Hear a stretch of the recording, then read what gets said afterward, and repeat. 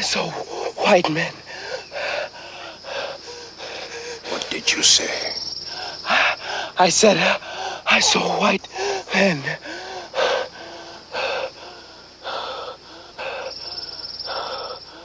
For the rest of your lives, even when you have come to be men, you must be on guard against the white Toubab and the black traders who help them. These things I'm going to tell you now you must hear with more than your ears. For not to do as I say can mean you're being stolen away to a place outside our world, outside of us, forever. When the Moors accepted the nationality of Arabism, that's when everything went downhill. Myself, I think it's good for them, us taking them like that. They're the better off for it, sir. I'm not quite sure I understand that part, Mr. Slater. Well, for one thing, there's Christianity, sir. We're bringing them to a Christian land. It's got to be better for them than that heathen Allah they got with them now. That's the first thing. Second thing is, we're probably saving them from being eaten by their own kind. The original Moors of antiquity were never Arabs. None of them, right? These Berbers, who created their own Berber dynasty, were not Arabs at all. They accepted the nationality of an Arab state around the 6th century AD, right? They abandoned everything they learned in Kemet, and they accepted what the Arabs wanted. In return, the Arabs, the pale-skinned Arabs, they turned those Berbers into slaves.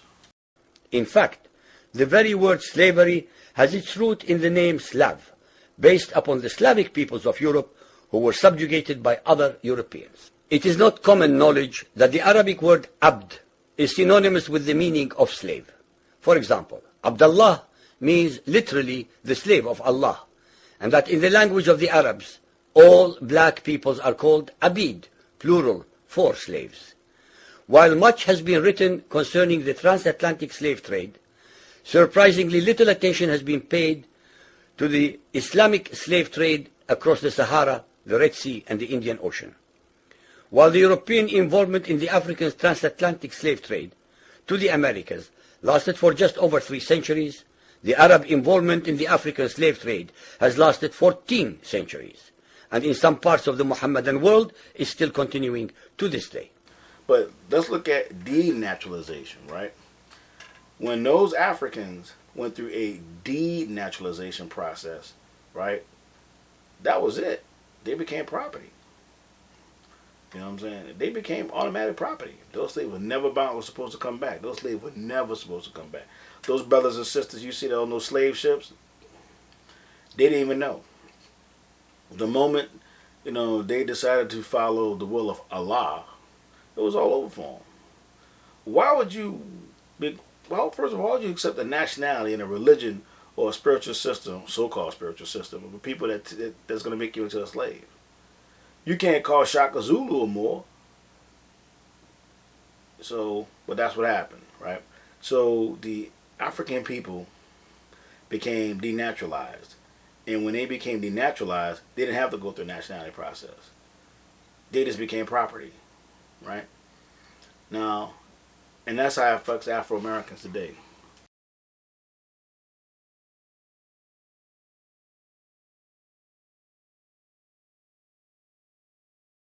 The first case of child support that I know of is the 1655 case of Elizabeth Keys, who became Elizabeth Keys Grinstead.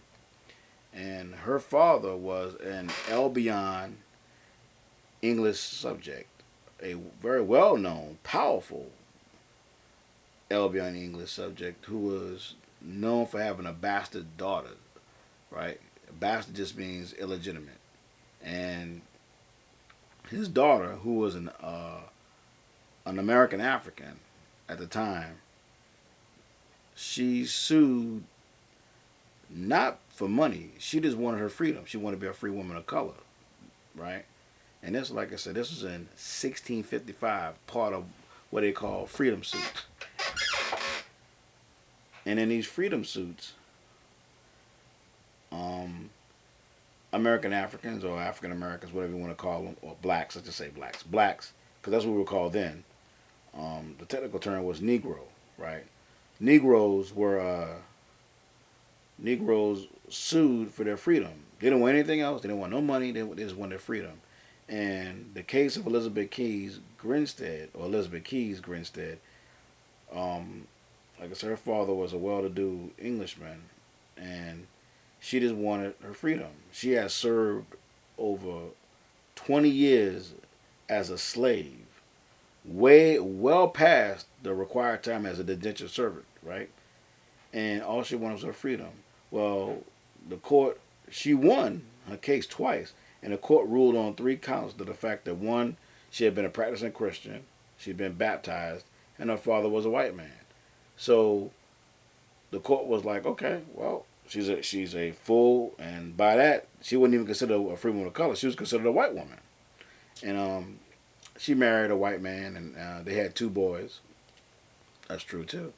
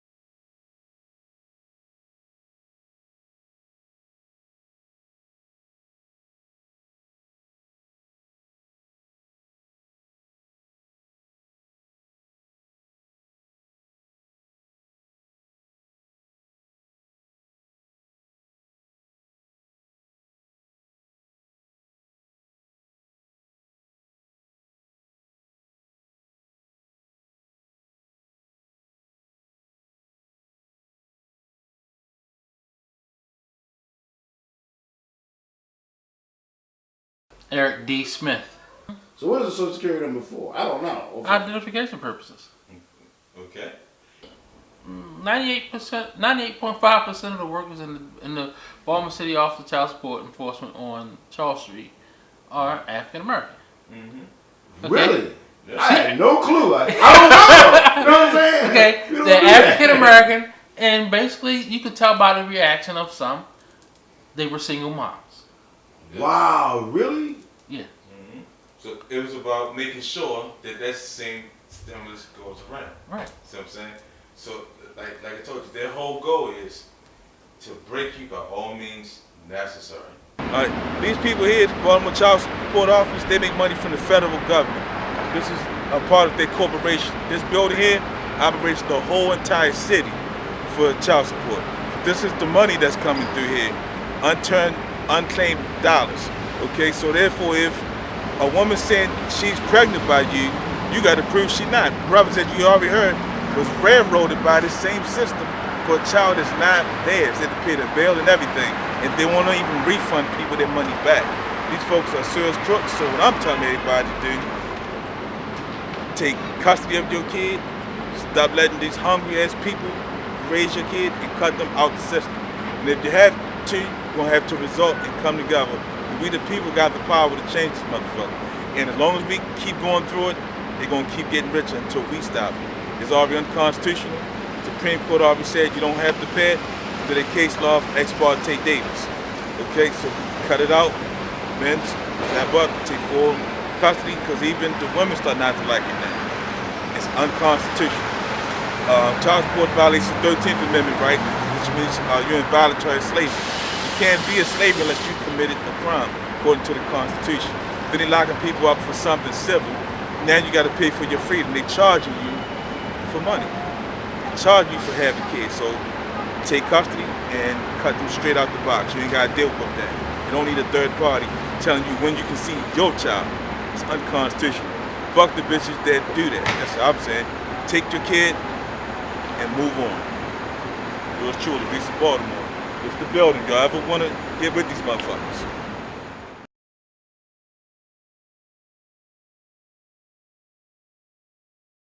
Social means partner or follow, right? Right? Remember, partner. That's why a social security card. The word social or socially, right, which is Latin, means partner. Here's your partner, right? And then your partner has some type of tracking system.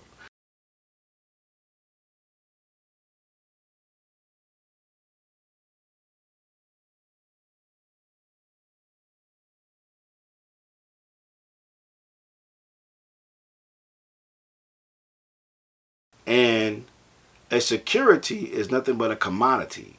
That's what a security is. It's a commodity. And this commodity does two things. It has a value system that appreciates and depreciates, right? Appreciates credit, depreciates debt. That's all that is. That's what Social Security means. That's all Social Security is. Is it the so-called mark of the beast? Well, on biblical terms, yes, it is the so-called mark of the beast, right? Because Title 42 actually means 666. U.S. Code Title 6642, which is 6. That's what it means. Title 42. Code Title 42. Code 666. But anyway, your Social Security is nothing but your assessment. As a matter of fact, the word corporate means speaking body. So now you can speak for the body. The body speaks for itself. You know what I'm saying? The first thing they ask you, anything you want. Hey, you got a Social Security card? Yeah. Boom. So you show it to them. Boom. Guess what? You're speaking. You're an agent. You're speaking and working on behalf of this particular body, right? Your corporate fiction, right? And that's how contracts are made in a system that has no money, right? Remember, we didn't have Social Security until the company filed bankruptcy. So when this country filed bankruptcy, right, which I think is Joint Resolution 192, I think that's what it is. I'm not too sure. I think it's 92 or 192. Joint Resolution 92 or 192 is when the United States government went bankrupt.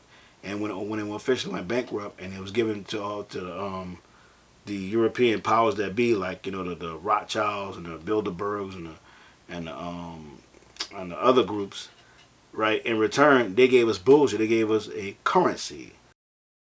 1913, the Federal Reserve Act was passed. Floor of the House, where 3 members of Congress were on the floor. At that time, they only needed a majority of votes to pass it. So in 1913, the Federal Reserve Act was passed. 20 years later, 1933, under Roosevelt, the United States was declared bankrupt. And in 1933, the Federal Reserve private bank says, okay, USA, what are you going to pledge as collateral on the debt you owe me? What happened by 1936? Does anybody know? We instituted Social Security system, and you and I and our children and our children's children were pledged as collateral on the debt of our government to the Federal Reserve. And that's where we're at today. It took 20 years to make this country bankrupt, and since then, our government has operated under emergency powers of our government. It is not the president that makes the decision in this country. It's the Secretary of Treasury who turns around and is put in there by the Federal Reserve to manage the bankruptcy. We've been in bankruptcy ever since. So to print $700 billion and to give it away, how do they get away with it? The manager of the bankruptcy is told by the Federal Reserve this is the way to go. That's where we're at today. That's why the gold was going. You get caught with gold after 1933, you was getting 5 years in prison. That's why Jews and everybody else putting gold teeth in there. That's how the concept of gold teeth come from. People was putting gold teeth in their mouth to keep their gold. What? Yes. I don't think that's the style that niggas came up with.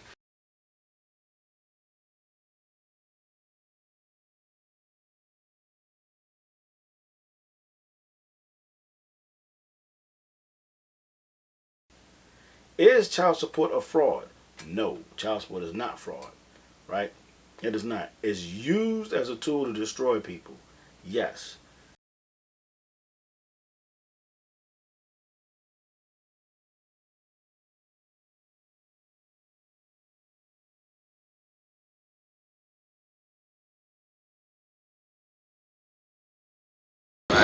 This child support thing, man, it's really rough. You out here, you take care of your kids, and they just keep running you through the ringer. You going to jail back and forth, you can't get a job, you can't get your license or nothing. The whole time, the kids don't even be yours, and they just keep taking you through the ringer. I had a child, man, I've been taking care of for 13 years. I told them I wanted a DNA test for 13 years. I finally got my DNA test after they took all my money, pay all the bills, all this stuff. They won't give it back to me neither. They just said I should have did it. Kid ain't mine, 0% chance. No, it was no 98.3, none of that. It was 0% chance of this kid being mine. And then they still want you. They owe you, you owe them still, but they don't owe you nothing. But they still looking for ways for me to pay them something. I'm asking them, can y'all find these women like these women found me? So I can take blood tests for these women. Y'all still putting bills on me and stuff like that. So where's the money going at if these women not getting it? The kids not getting it. I damn sure ain't get it back. That's all I want to say about it. It's a rap. Like, child support it's a crooked game, man. And they ain't give me my money back, so I know they ain't gonna give you yours. All right, man. Peace. What they keep doing is when they need to be on that job, you got guys like ourselves who might have been in prison or out of prison, who done did a nice long bit of time in prison, and then they can't even come home because the state's saying you owe us $10,000 and we lock you up for 6 or 8 years for child support. That's crazy. How can you even give a They guy making money from the federal government, and they trying to get rid of black men in general. I understand that, but they don't need to be telling nobody who did 20, 25 years in prison already, who have got married, they had a conjugal visit 3 or 4 times whenever, and had 3 or 4 kids while they down, while they were locked up, getting ready to come home after 25 years and the state say, hey, you can't go nowhere, you owe us $10,000, $15,000. You didn't give me a chance to hit the street to make $5 again. Understand what I'm saying? That's not right to nobody. And I think we all need to go down there and get this system right. Because it's not right how they doing the brother. Because the brother shouldn't have to already do time and then have to pay for it again because they think they already taking a little bit of tax money we get out. They had another, and then when they, like they told me, don't worry about it. Yeah. Now, I ain't getting nothing from them for like, now I've been getting it for like 6 years. So I went down there and they said, okay, it won't happen no more. And then you give us the car. I still had to keep the paper, the lady, the supervisor even said, I went back because I got 2 letters. They said, it won't happen again. Did it again. Now I'm going to do a third nigga. $1,500. I don't need more. I'm on $1,500 for a kid that's grown now. And for this to estimate up to $1,500, I was doing my part. They took my talent for years where I didn't owe them nothing. If I'm going to come from a bulk down to nothing, how they going to get to $1,500? You got people out here might only owe them back for 4 weeks and only owe them $300. They're going to spend it for How they gonna take your money and then declare you owe them? Right, and then gonna take your license. It ain't right. And you know what? I wish y'all to walk around and talk to some brothers who really want to do some of this stuff. I know you crying it because y'all doing this, and somebody gotta step up. If don't nobody step up and nobody come clean about this system of them just robbing us for our money and then we're imprisoning us for money we already had paid, then that ain't right now. I think they should give our guys a break because they're all young brothers that are trying. They're trying to meet and support their family. nationality and everything about black people. I haven't seen brothers get red votes for kids that don't even age. And you know what? I understand that, but when you have a black man that is, or a brother period that is willing to support his family, we need to make, you know, we need to sacrifice or make some kind of arrangements for them to be able to pay and at the same time be able to support themselves in their current, you know, economic situation. So I hope that it will get better and that they will provide men maybe with a set of skills. You know, if they owe child support, then good. They should be eligible for a program that would teach them skills and they would be able to make a decent enough money so that they will be able to care for their children without bringing child support into it. So, what do you think about the women that try to make a living off of child support? That's not right. That's not right. First of all, child support can't really support a child. So you still need additional income so that you should still, you know, try to open your own business, be a small business owner, try to take the money that the fathers are paying in to the children to help better their life and their education and stuff like that so that they will be able to provide, you know, for their children in case of, you know, anything going wrong. I don't think that's right. You shouldn't try to live off a man's child support. Who can live off of it? Who can live off of it? $300-400. These guys not making enough money for you to be able to live off of child support. The women, they still struggling with it, believe it, they can't. I mean, if you can live off of child support, come see me and give me your plan. You know what I mean? Because if the guys don't have the skills in order to make enough money, how could the woman even think about paying one bill off of child support? It's not possible. But just as being ladies and mothers, we should find a better way to try to support our children with or without a husband. My name is James. It caters towards females. It definitely does. Like, a female could go downtown for any reason to put a guy on child support, but if a guy tries to get a female on child support, it's like, it's difficult. Like, I know people that have tried it and failed several times. Basically, my son used to live with me when he was around 1. And she would come get him on weekends. One particular weekend she came to get him, never came home. So I'm calling around for a good week trying to figure out where my son is. So I ended up getting a letter from child support that she done put a case out.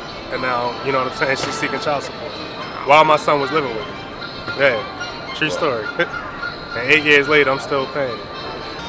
It's crazy though, like how easy it is, like how easy it was for her to just get him on a weekend and then file a case like a couple days later.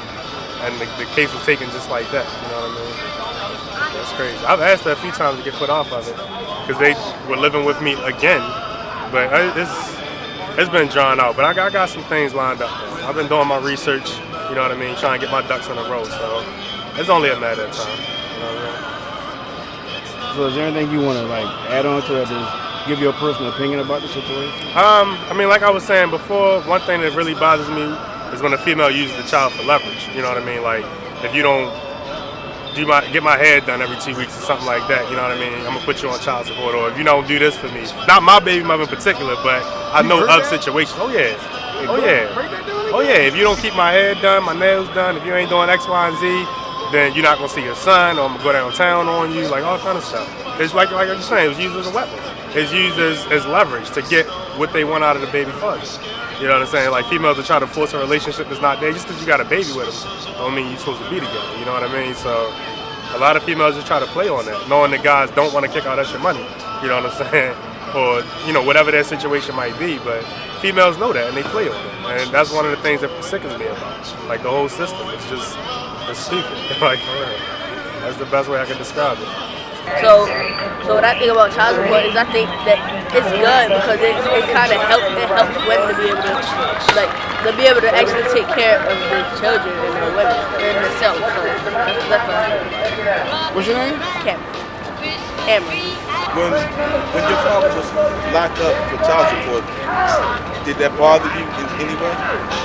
Well, of course it bothered me because that's my blood, that's my father. But I kind of felt like he deserved it since he wasn't man enough or really didn't have the walls enough to pay the child support when it was due. So like people always tell me, whenever you do something, pay the consequences. Now, I have a question for you. Did the money come to you Did you see the child support payment? Yeah. I saw all the papers, all the things recorded. But then again, I thought that was kind of made him want to pay the child support even more, because I know he want to be in jail, locked up. Like even me, I wouldn't want to be in jail locked up. I just want to pay some child support, get it over with, get some more money, and then we go. Now, what if I told you that the money that he was paying, he got a small portion of it? The majority of that he told to the state. The state was actually robbing you out of child support. Did your father do anything for you directly? Did he come pick you up and take you shopping or? Yeah. Okay. So now, what if I told you the money he's paying them? So like he gave them $100, right? You might see about $25 to $40. After they done collected $720 million, tax free, that the state spend every place that they want. Every time your father paid to the system, you know the federal government reimbursed the state of Maryland for every dollar that they make. Yeah, so it's being railroad. That's messed up. like I said, like I get it if it was a little bit of money, but then again, like if it's a little bit of money, you still make money because you're doing it on every single person. Everybody. But if you're doing a lot of money on one person, that's just making it worse for us. Because we don't really get the things that we need in life because all over that over some government. Because of the government trying to take away all of our money. Are you also aware that half the men that's on child support, they are being basically instructed to pay for a child that's not even theirs, and the women don't have to pay the money back because it's about the state making money. So the state has immunity, whereas though people can't go after the state. Okay, and I think that's what's up. Because the people because the women, they don't need that money. That's easy. Really, because you're just getting more of what you're not even supposed to get. And that's not right. Because the guy's suffering over a child that's not even theirs. Like putting on maternity test on it over something that's not even that blood, that's not even there. You're paying money just for the mother get buy some new clothes, get some hair done. Come on, man. Like that, like the men, they don't really care. They don't care about that. Like all they care about is this so-called child. So I think that's really messed up. I mean, I think that it's something that's been deeply embedded, and I think that right now we're dealing with a generation of individuals who learn that the child support system is a way to get back at your counterparts, and sometimes they take advantage of it and abuse it. The individuals abuse the system to intervene with their own personal relationships. They kind of misinterpret what the system is for, I think. And I think it's the system itself that influences people to use it as the weapon against black people. Because sometimes the people, the counselors, the lawyers, and the clerks in the courts, they kind of encourage the woman to use child support as a way to fix the system. And it's really something that probably would have worked itself out naturally. So, in my experience, it doesn't matter how competent you are as a father, they just kind of want to cripple you. What's most messed up about it is the administration of it, it's the courts, it's the system, because you've gotten guys to come in here pro se, and they don't stand a chance against a magistrate or a judge who really just has a superior bias against them. But ultimately, I mean, I think that family law itself needs to be reformed because it's just other ways that you can go about fixing family issues besides trying to cripple someone financially. It really hinders the man from being able to provide the most that he can because they're starting to take away from all his resources every day without him having a say-so in what goes where. But I mean, that's kind of a broad question. Because when you get into this system, you see so many opportunities to fix it, but you don't know where to start. But I think it's going to have to start with the policies. It's going to start with the magistrates who can actually see the men for who they are. Now, I know we got some real deadbeats out there, but I think that what we see most in the system is, brothers, if they're showing up to court, they actually want to be a part of the child's life. The ones you got to worry about are the ones who's not showing up to court, who's not showing up in the family. But when you you show up, they give you the blues. And you the one that's in there fighting and trying to do what you got to do. What's up, Kobe? But whatever's happening between you and your counterpart is really just, it's something that you would probably work out on your own, naturally. Relationships have ups and downs, but I think that with the child support system being as biased as it is, it encourages the female to use that as a way to intervene instead of working the relationship out naturally. You know, bringing the judges into it, and they don't care about that. No, they only concerned with making a dollar. Yeah, so if you pay $14,000 in legal fees, and they'll give you some visitation. You know, if you show up after 4 years of being broken down by them and coming and fighting and letting them beat you down, if you get through that, if you get through the mental aspect of it, and you hold out, then you're gonna get something. But if you can't get through that, if you don't have the proper support system to get you through that as a man, you're gonna a lot of dudes become crippled. They give up. You know what I mean? They get caught up in the riffraff. They get caught up in being dogged by the judges and not getting no leeway, and they lose hope. And they end up turning their back. But a lot of times in the beginning, the father usually wants to be there. But after going through all the pitfalls and dealing with the system, it's discouraging. You know, so you got some dudes who do end up forgetting about it and turning their back. But a lot of them just didn't make it. They didn't make it through the It's like on what, the air? You just got to keep fighting. I'm 4 years and $17,000 into my fight.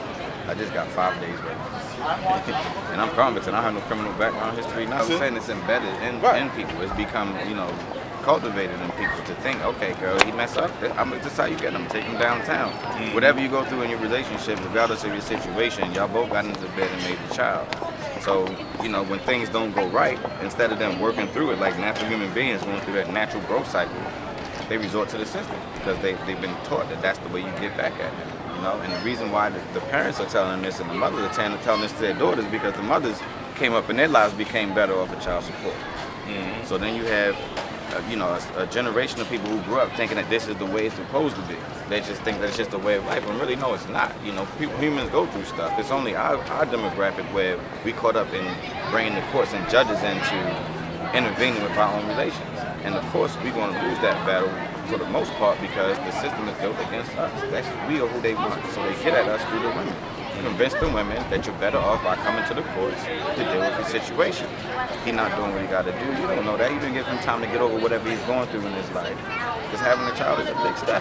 And if it's something that happens suddenly and you're not ready for it, everybody's going to go through a little bit of anxiety and go through some changes. It's about giving time to overcome that in its natural growth cycle as human beings. People have been encouraged to use the courts to innovate, and that's what's messing everything up because the sister, she realized, she forgets that the system is built against her. Maybe she didn't, maybe she know that. And that's why she's doing it. Right, because she's on the receiving end. It's on the receiving end, you know, so she's going to use the court. And then, you know, that's a lot of, what's up, bro? You know, that's a lot of women realize too, is that they have sons, and their sons are going to grow up and be victims of the exact same system.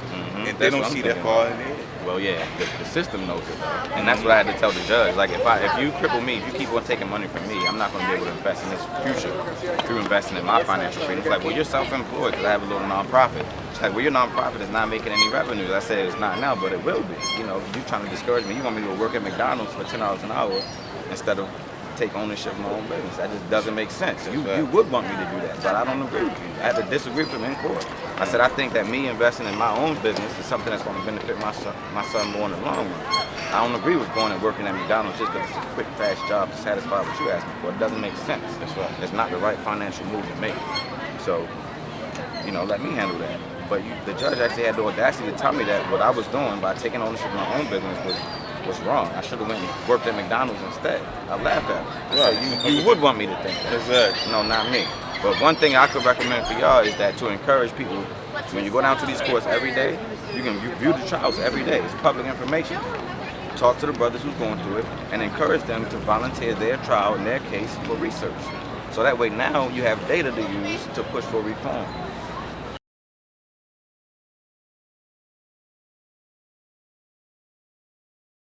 The digital copies of all those trials are available publicly for $40 per CD. Where can they be purchased at? At 111 North Calvert Street. Wow. You go right there, all of them. So once you get them in, you can start to pool in the data. You'll start to go in here, and what you start to analyze is how many of these brothers came in here with the intent to be there for their child. How many of them expressed to the courts that they want to be in the child's life? and watch how hard the court works against them to keep them out of their life. All they have to do is express that they want to be there. Yeah, that's all it takes is for you to say that I want to be in the son's life. You might not have all that it takes at the time, but you want to work towards it. They don't care. They don't want to hear none of that. Really, it's all about your intentions. So what I would do is analyze how many brothers came in there and actually encouraged and expressed that they want to be a part of their child's life, and see what the outcome was. See, and then follow them through that trial and see how much pitfalls and loopholes they're gonna have to go through to get every other weekend with the child. Wow. Wow. And you'll see numbers that they're not even gonna want to report out. They're gonna use Mosaic Family Services, who reports and does all their behavioral health monitoring. But because of HIPAA, they can't release all the detailed information. So we run into HIPAA laws that are going to keep us from getting the data that we need to really turn it into something that you can push for politically. Because they want numbers, they want data. So if you want to get data, you got to get into the details of the trials. But because of HIPAA, you can't get those stats.